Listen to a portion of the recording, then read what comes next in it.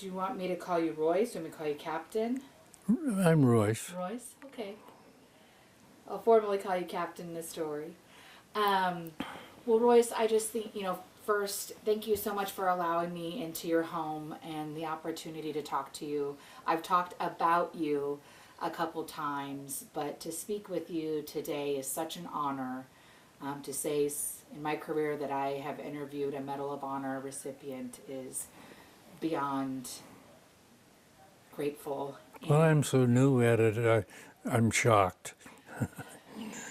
And I appreciate you coming here to do this. Well, thank you again. And so, kind of let's go back to the day that you got the phone call from the president. Yes, Christina's daughter was there filming it. She was there, and I'm in my position. And it was so pleasant and very easy to communicate with him. I enjoyed it. And I mean, did you know that you were going to get this phone call? Did you know that you were going to receive the Medal of Honor? Well, sometime near that event, I had heard rumors that he was going to call and that it had been approved for Medal of Honor. I don't know, it's taken so long, there's hardly any shock with it anymore. I'm sort of living with it and getting used to it. It's easy to deal with. And you said you lived with it for so long, but you've also had kept it a secret for so long. Oh my, yes, and a lot of people think that should have been difficult, but I was told to never speak of it, anybody, ever. I swallowed that instruction, and it became, in my mind, like it hadn't happened. Just skip it, don't worry about it, it's going to come up again, and erase the whole notion. So living with it was just normal, and I didn't spend any time regarding it. Right, I mean, were there ever times that you thought about it, or when there's other kind of political rifts with Russia that you thought you might? Oh, it passed through, but not any enormity. I wasn't upset that nothing was happening, just life. That's the way it is. And for you, I mean, what you did was pretty remarkable.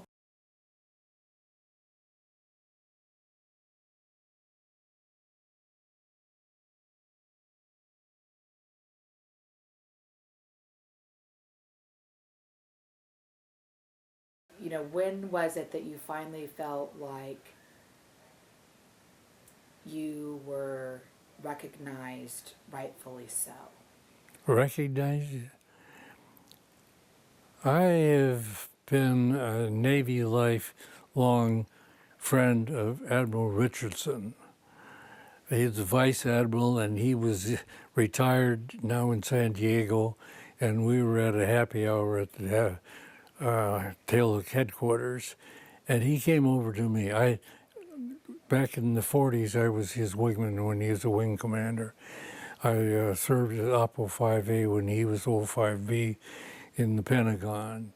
I had an air wing in the Vietnam War, and he was in charge of the task force on the same carrier, and he was there when I had my change of command. So we knew each other and considered him friends. And he said, Royce, about the encounter with the Russians, there's more to it than what you said, isn't there? I felt more or less trapped, and I could say, uh-huh. And he says, not to worry, it's been declassified. He had assignments in intelligence and was up to speed. And that made a difference, except what am I going to do with it? Nobody's interested in that anymore. I'll tell my wife. And I told her, and she said, oh, Royce. So the story was then available to be told, but I didn't run around and say, hey, listen to me. So gradually it seeped out, and gradually it's been told and recognized, and look what happened.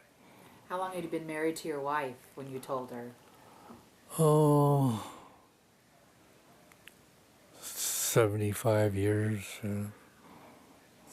How many years were you married to your wife? Oh, wait a minute, no, 65. I was married 68 years, knew her for 77. Buddies from age 11 on. You guys knew each other since you were 11 years old? Yes. I moved from South Dakota to Minnesota. My father got his World War II bonus and bought a storefront in a city on the town on the other side of a large lake, Big Stone Lake, 36 miles long, is part of the border separation between South Dakota and Minnesota. I was born on the South Dakota side, and age 11 moved on the other side to where he had a grocery store and built quarters for the family behind it. First in Sunday school, there she was. Love at first sight?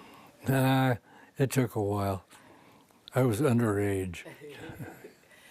Well, I mean, to be married for 68 years and to know each other for 77 years, you know, what's the secret to making love last for that long?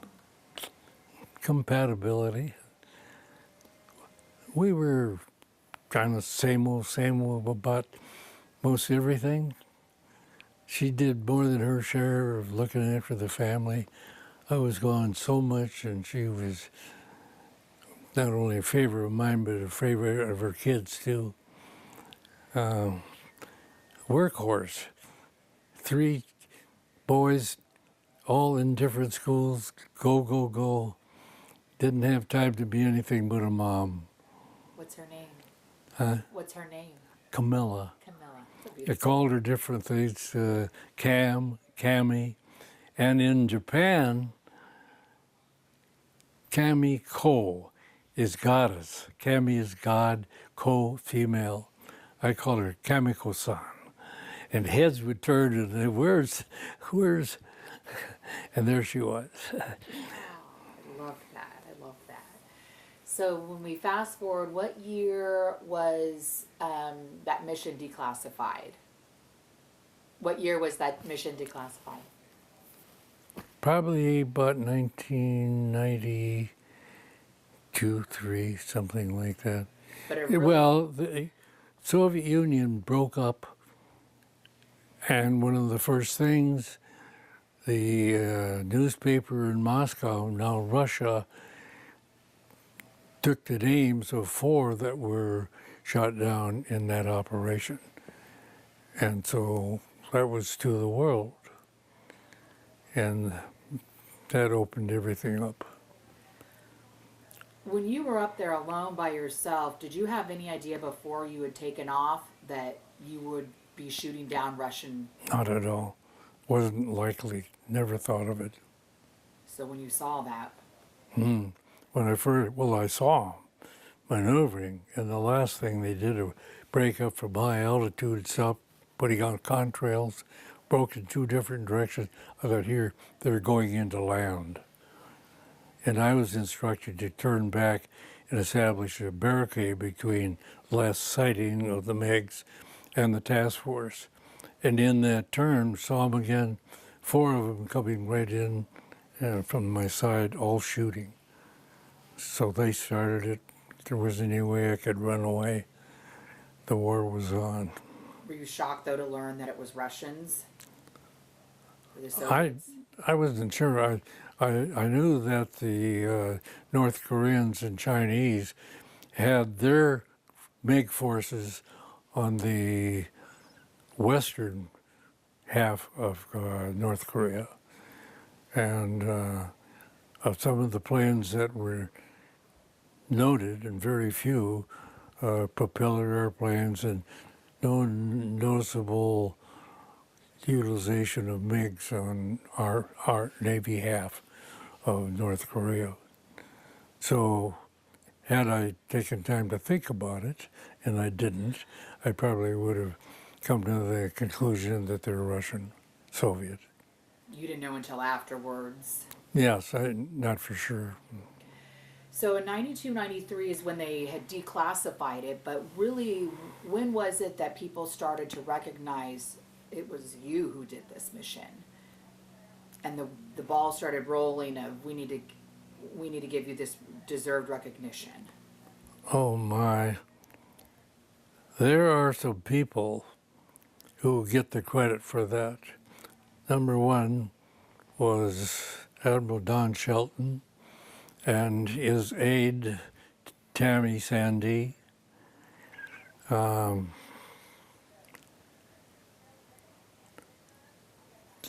What's his name? Lewandowski, through the American Legion 416 over on the coast. I met him on. I think he was at the homecoming, wasn't he? Huh? I think I met him at the homecoming. Likely. Yeah. Likely. He lives in Wisconsin now, but he gets back here from time to time. Okay, there was someone else from that American Legion, I think. Yes. That I'd met. Yes, he had a lot to Two do. last names, yeah. Lewandowski, yeah. And I saw him in Washington too. He made it a point to be there. And great credit to Congressman Darrell Issa. That gentleman has done so much for me. Really worked at it and accomplished in due time. So when you got the call from the president, and then I guess, how did you find out you were going to get on a White House jet and fly out to Washington, D.C.? Well, that dribbled out. I had rumors, but I was told that I had a flight on Alaska Airlines, and a day or so before that would have materialized, it was changed and went out of a different airport in a different airplane, and it was glorious. The way to travel. Right? Really jet setting. Oh boy. Yes, and I was able to take a few friends, and of course Christina. And so you get out there on Sunday, or you fly out Sunday, and kind of just share the trip with me. What are some memorable moments for you?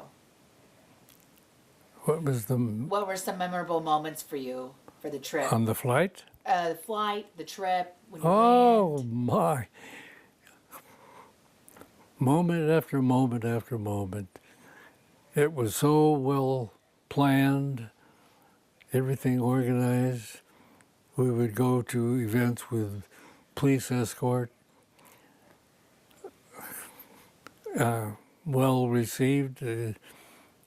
They knew I was coming, of all things, but they made it pretty obvious that they had planned the event for me, and I was tickled pink. And so when you land, it's snowing there, I think. Was it snowing? On arrival. On arrival. Big, beautiful, because the temperature was just so that the snowflakes would bump and stick and build, and so they'd come down 10 times the size of a snowflake. But the wind was blowing, and it was a chill factor, and Congressman Issa was standing waiting for us with an umbrella out there. And he was everywhere, glory be. And yes, treated with royalty. So on Sunday, and then what else did you do up until Tuesday? Because Tuesday was the State of the Union. So kind of explain some of the moments that you said. I mean, you said moment after moment. What are some of those moments? There were honor places that I'd never heard of. There was something about honor or hero or something room. And there was a reception there. There was another reception for personnel working in the Capitol. Quite a few senators and also representatives. And there was actually receptions for luncheons with Navy Secretary, the Chief of Naval Operations, and then all of the chiefs of services the chairman of the chief, Kane, who was just great, in the White House, up and down in various places in the Pentagon, all about town, the governmental aspects. Yes. And so you also went to Arlington. Yes, I did. Yes, I wanted to pay some heed, credit to Admiral Shelton, who I knew from when he was the commander of U.S. forces in the Philippines and had a great deal to do with the recovery of the boat people and escapees out of Vietnam. And we have a friend, Dr. Fa, and his wife. Joan. And they're now doing double duty, looking after me, managing this and that. It's hard to describe him. It's just so good. And he was also on the trip and looked after me. He was a delight. What was it like to pay respects to Admiral Shelton? Was that your first time you'd been there since Yes. he'd been buried? Yes. Yes. I thought we'd probably go as the group that went there together, escorting me. But no, they sort of stepped back, and it was my private moment. And it kind of hit me in a meaningful, respectful, thankful way. He was a very nice guy. Kind of coming full circle, right? I mean, meeting him and knowing him, and his fight to make sure that you got the Medal of Honor, and then you're there to receive it, but before you get to see him. That's sort of a full circle, isn't it? Yes. Funny how life works that way.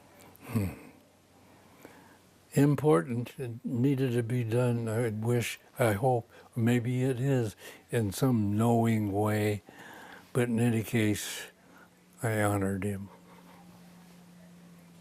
And then Tuesday was the State of the Union Day. Yes. Now, had you had any idea when you were going to receive the Medal of Honor? I heard that it was going to be during the event at the Capitol. I didn't expect it. I've seen several presentations on television of other persons, and it's, I think, always been in the White House. And so new, I don't know why.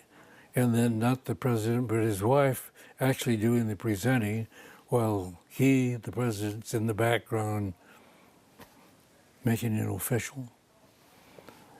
And I had the grand view of the whole Congress down below me, and the balcony filled with people. And I had a terrible time, as I'm doing now, of hearing word for word what was being said, but I heard my name mentioned, and people rose and were looking at me, so I figured it was my turn. So I stood, and the First Lady put that around my neck, and I felt full of cheer and appreciation, and looked her right in the eye.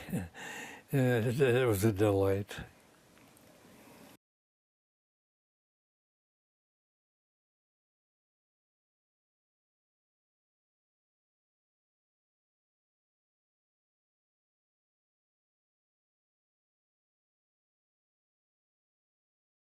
Has it kind of taken you a little bit to reflect and to reflect on how you felt in that moment and what that meant?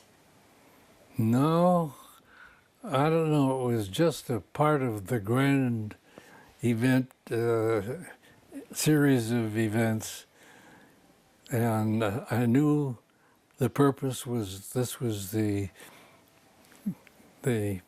peak of what was to happen.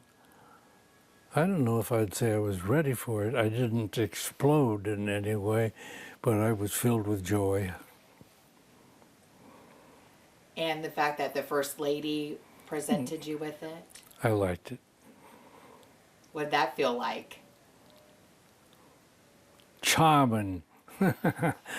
It was a delight. And the fact is that you're also the first. I mean, there was 2 Medal of Honor recipients that day, but the first during the State of the Union. First ever, I think. Yeah. I've seen presentations before, but never like that. And also, I was the newest and the oldest, all at the same time. Well, you'll go down for many reasons in history, but that is one too that you can mark as well. You're right. And so when you came home and after the State of the Union and receiving the Medal of Honor, I'm sure it was a whirlwind of publicity and shaking hands with a lot of dignitaries. But coming home, what was that like when you landed and you looked out and you saw a much bigger crowd? Well, I'd been alerted. People on the flight with me, my friends, were getting information about a homecoming gathering, and I didn't expect that Congressman Issa was going to be there too, every place else as well, and there he was, and the line of Marines, side boys to go through on a red carpet. Somebody had done it right, and I was super pleased. And there was a big gathering, and I understand there were more that wanted to be in, but they limited the number on the flight line at one time. But it was a big crowd, and I looked about, and I saw a lot of familiar faces. Of course, many that weren't familiar, but they were there in respect, and I appreciate it. Patriots and supporters, it was pretty amazing to be there as well. And when you kind of look back on those moments, is there anything else that you would like to add to share on what that trip meant to you? Well, I've heard of when you come to the end of a perfect day. I don't know if this is the end of a perfect life, but it's very meaningful. In that I had divorced the idea that anything was ever going to come of that event. I had already been given a Silver Star along with another member of the flight that had practically nothing to do with it, and my wingman that never fired a shot. And they were all glorified equally with me, and it was false, and I couldn't correct the record, although I heard about the NSA report, and then I knew about the Russians, and the history book that came out said only 1 returns. So what happened to the other 6? Only have 4 names, and the 2 that are mysterious. So,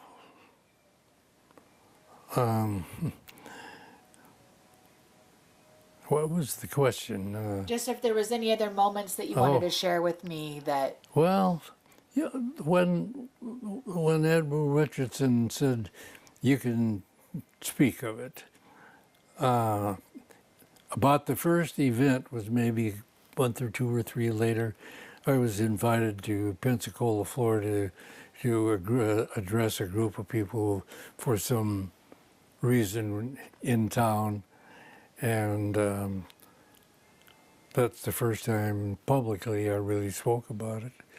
That was important, and I got to the end of it and was going to entertain questions, but my hearing aids died, and they quit at the same time of saying that's the end of it. Luckily, because I'd had a terrible time. But one in the audience came up, and he was an officer in that task force when the event with the Russians, or Soviets, occurred. And he was on one of the destroyers that was shooting at me when I came back into the task force to land on the carrier, and he apologized for shooting at me. And, hey, you didn't hit me. Nah. I got it right. Did it feel like a relief the first time you spoke of it publicly? I think in a way, in that I dismissed it, it really wasn't there. But after it came to life again, and then being able to talk about it affected me in some way that had I not been closed mouth, I probably would have felt somewhat like that and appreciated it. Well, thank you. Is there anything else that you'd like to share about your trip that we didn't talk about? Or any final last we've words? mentioned honor flight, and 3 of the ladies from the San Diego honor flight were in town for honor flight business, and we had another occasion at the Army Navy Country Club, and they were there, which was a touch of home. And these ladies have done so much for me. Honor Flight is a great organization, dedicated people. Very dedicated, yes. Well, I'd like to ask veterans this. It's usually my final question I ask is, what does your service mean to you? Oh, it meant fulfillment of the desire of my life. My dad was very patriotic, and he raised his family so. My brother was a Marine. I relieved him on Admiral McCain's staff when he retired as a colonel at 30 years. I stayed longer, and they kicked me out at 37 years. But as I reflect, I was doing what I wanted to do and somewhat feel fulfilled. Thank you so much. You're welcome. I see this book here, and I know the guy that wrote it. And I was just looking, I've got some books here I haven't gotten to, but I looked through there and I saw my brother's name too, in the same In book. this book? Was it this book?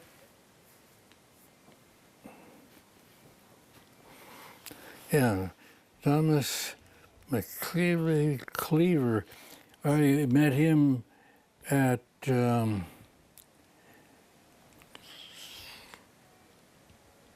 what do we call it? It's an airport north of here, sort of west of Riverside. Oh, Flight. Air Force Base, right? No, it's not Flight of no. There's a name for it, and they have you one.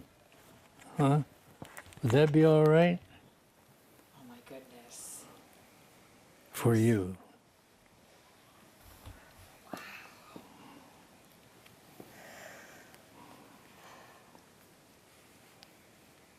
Thank you, sir. This is amazing. The people that did this were my friends. How'd you get such a big one? Because you're big time. And they put 6 MiGs, which it could well be. I know several aces, and I don't think any of them have the names of the people they shot down. I have the names of 4, they're the only ones they recognize in my case. I don't know what that is, but... Like on the record, there's 4, right? But they believe there, or I thought there was 8, or there's 6? 7 started and 1 of them got back. Okay, so there was 8 total. 7 total. Oh, 7 total, but they only counted 4 down, or 4 bodies. Yeah. Because they don't have the names of the other 2. They didn't know they didn't get back. They're under the ocean out with the other 4. But there are various theories on why we don't have their names. Some conjure up that it might be some of the other Soviet circle, like Czechoslovakians. So are or these your something like- new medals? So it's your name, And then that's the Navy Medal of Honor, correct? No, that's the The Navy Cross. Medal of Honor. Okay. It goes around my neck. It's actually on the Bible over there. The American flag. Then the 6 MiGs, right? Mm-hmm. And then it says God and Country, World War II, Korea, and Vietnam. Mm-hmm. And then, Yeah. I have both wings. I am, glory be, the most important thing I did in the Navy was train and be designated an NFO Naval Flight Officer, non-pilot, and have command when it was against the law. I was the wing, my second tour out in Vietnam as a pilot on a carrier, as the CAG, commander of the air group. I was an NFO and I flew in combat in the back seat of F-4s.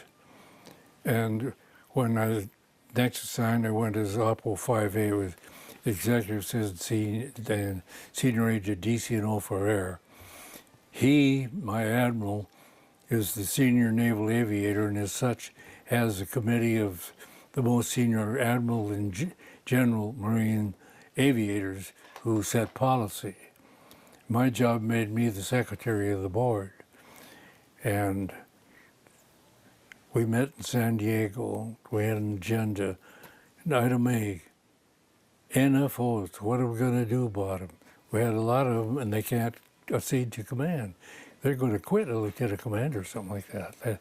That's it. Example A, Royce Williams, Captain Williams. Oh, wow. And most of them were unaware of that. I wasn't at the time, didn't know I was breaking the law. So they quizzed me. They were really interested in this matter, didn't realize it. So what was it about it, Royce, that disqualified him?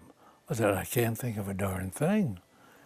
And in a lot of cases, it enhanced my ability to command and understand and plan. I don't think it ought to be. And we changed the law, and now we have 4-star admirals that are NFOs. And, yeah, it's the best thing they ever did. wow. Thank you for sharing.